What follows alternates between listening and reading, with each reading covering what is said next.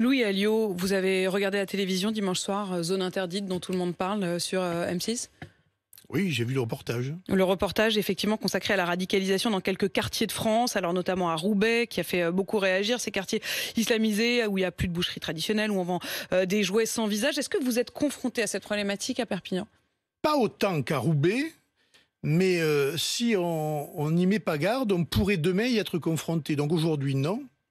Mais si on ne remet pas de la diversité dans certains quartiers, si on n'interdit pas un certain nombre de comportements dans certains quartiers, eh bien, nous arriverons à cette situation. Alors moi, j'aimerais bien savoir ce que vous mettez derrière certains comportements, certains quartiers, certaines par exemple, pratiques. des femmes voilées qui sont de plus en plus nombreuses, c'est des choses qu'on ne voyait pas il y a encore 5-10 ans. Mais il y a des voiles qui ne sont pas illégaux. Non, mais vous allez les rendre illégaux. Quand je vous parle de voiles, c'est des voiles intégraux, en quelque sorte.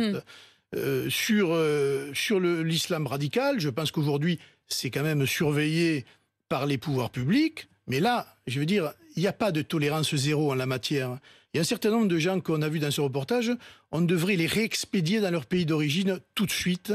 Et s'ils sont français, les mettre hors d'état de nuire. Voilà. Ça veut dire quoi, hors d'état de nuire ? Ça veut dire que... En prison, tout simplement. Mais en prison pourquoi ? En prison pour quel fait ? Mais Par exemple, vous vendez des poupées sans visage, c'est pas interdit ? On peut leur fermer les magasins, c'est pas interdit, mais il va falloir quand même qu'on s'occupe de cette question. Parce que si on met des poupées sans visage au prétexte qu'une religion l'interdit, il faut quand même rappeler à ces gens-là que nous sommes dans un État laïque, que les religions, ça existe, elles sont, j'allais dire, protégées, mais elles ne doivent pas guider l'action publique et notamment dans l'espace public. Elles ne peuvent pas faire n'importe quoi et encore une fois, elles doivent respecter les lois de la République et les lois du pays dans lequel nous vivons. Mais il n'y a pas de normes qui disent qu'il faut des poupées avec visage. Alors c'est là-dessus que ça joue. On entend dans ce reportage une maman qui explique comment justement traverser les mailles du filet, dire que nos enfants écoutent de la musique parce qu'ils en écoutent simplement dans les centres commerciaux.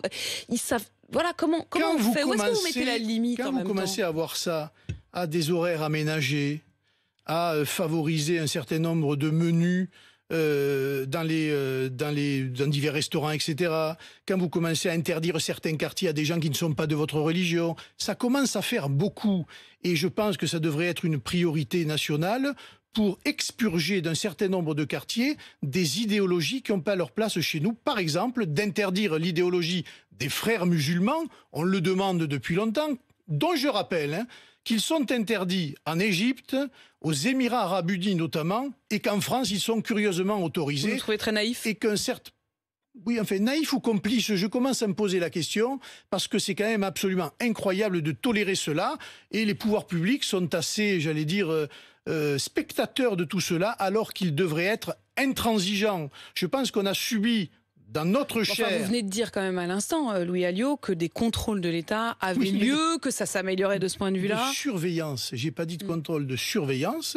Mais vous pouvez surveiller quelqu'un, voir qu'il a des agissements qui sont contraires à la loi, notamment dans son comportement, et puis laisser faire la situation en arrivant à des aberrations et à tout ce qu'on a pu voir, malheureusement, de crimes et d'attentats dans notre pays depuis maintenant une dizaine d'années.